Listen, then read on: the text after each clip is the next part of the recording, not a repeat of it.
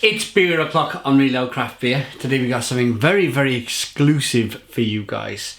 It's a bottle of Brewdog Beatnik Brewing Collective Imperial Red Ale coming in at 8% ABV. Why, you asking, is this beer so exclusive? Well, it was brewed for the equity for punks, so people who invested into Brewdog. And exclusively, this beer is being brewed for the equity for punks. So, not a normal guy like me couldn't go into Brewdog's bar and buy this. Somebody who was an equity for punks shareholder had to buy the beer for me, and that's what happened. Some kind-hearted soul in Brewdog Cardiff bought me a bottle of this. I'll tell you a little bit more about the equity for punks scheme as we go along. It was a crowd-sourcing initiative to expand Brewdog's brewery, and to be fair to them, it was fantastic. It worked. They got it. They did it. So Imperial Red Ale. So really exclusive. There's not much of this about, so I'm really pleased to get hold of a bottle. One finger, slightly off-white head, nice. As with all Brewdog's beers these days, the clarity, I'll say 95% of them, the clarity is just unbelievable. Really clear beer. Nice controlled carbonation as well. It's not rushing around. It's just kind of slowly doing its own thing. It's a mahogany dark cherry red colour. Should we get the aroma?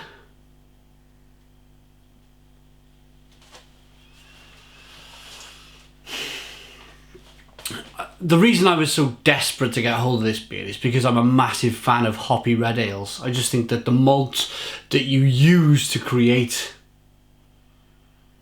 these lovely red ales just is a perfect match. Personally, for my own taste buds, is a perfect match with the American hops or the New World hops that they use in their beers.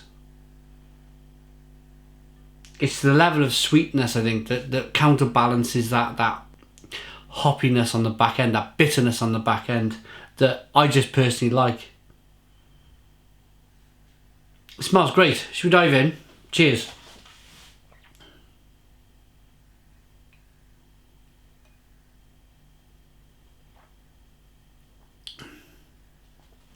And surprisingly, it's a bit of a fizzer. It kind of fizzes on your tongue a little bit. Even though you get that kind of controlled, slow-moving carbonation, the moment that beer hits your lips and your tongue, it kind of hisses and fizzes on your tongue. And I quite like that about a beer. It just means that the beer is getting moved around in your mouth. It's releasing more flavour onto your palate. It's great. It's great.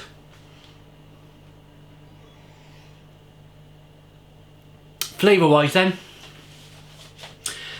yes, you get a level of sweetness. Yes, you get lots of biscuity, bready, crusty bread aromas and tastes. And then that lovely hop finish on the back end, which is very balanced. It's a very balanced, it's a nice level of sweetness. There's a nice level of bitterness on the back end.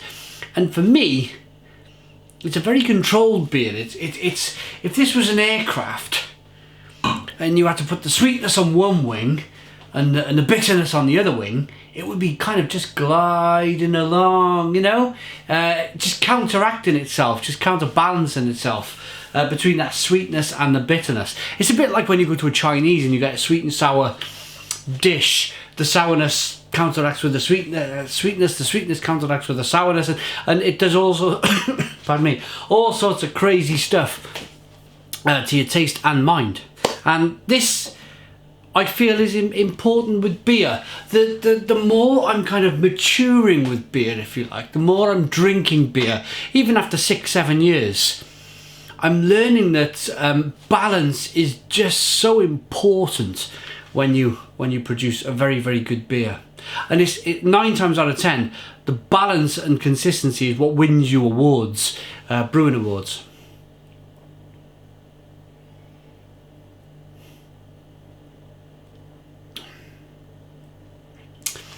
So I talked about the sweetness, let's talk about the hops. It's grapefruity, a little bit of mango, a little bit of pineapple maybe, and some kind of orange and lemon peel. It's lovely. Now, over to the Equity for Punks. I was just started to kind of scratch the surface with that a little bit earlier on. In October 2009, in a groundbreaking European first, Brewdog offered the public the opportunity to buy shares in the company online. The project was known as Equity for Punks. Since 2009, over 46,000 equity punks have invested in Brewdog through 4 separate rounds of Equity for Punks. So it's crowd sharing. It's a bit like, what's the bloody thing called? It'll come to me in a minute. There's a website in America that they use to do all sorts of crowdsourcing stuff. It's where the Pebble Watch come from. Let me talk about my basic understanding of what's going on here. First of all, they wanted to build the... I'm pretty sure it was after 2009 though. Because I didn't start reviewing beer until January 2010, so this was before even I was involved in beer, and that seems like a bloody age away. I'm not sure, to be honest, I'm not sure what happened at the first Equity for Punks, but I know kind of the second and the third was the expansion of the, or the moving to the purpose-built Ellen Brewery where it is today. Today, in fact, is November 2016. They're about to open, or they may have already opened, an American brewery, and that was off the American Equity for Punks. And they're expanding the Ellen Brewery all of the time. And personally, this is the only way, and I think it's brilliant, the only way they could have done this. Banks charge too much for interest, for loans. You don't really want to get bought out by Molson Coors because they're just going to go, we're going to change this, we're going to change that. This was Brewdog's best way of doing it, and they've done it. They've actually done it. They've done really well. So yeah, this is a little thank you from Brewdog. They've left the most influential Equity for Punks people have gone and brewed this beer.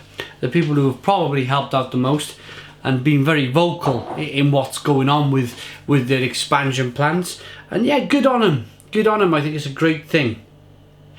As for the beer, let's rate it.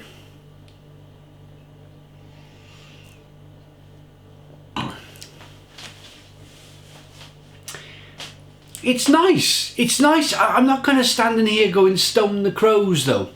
And yes, it's lovely and balanced and nice, and I've learned to love balanced beers and whatever, but I do feel that this beer could kind of maybe push my hop boundaries a little bit more. For me, still the best double IPA for me is their restorative beverages for invalids and convalescents. I think that is just truly fantastic as a double IPA. But if you can get hold of this, try it. It's worth a try. I'm going to give it an 8 out of 10. It's an 8 out of 10 from Real Ale Craft Beer. Please put your comments in the comments box. Subscribe to our daily beer reviews. Give us a big fat thumbs up. Boom! And cheers.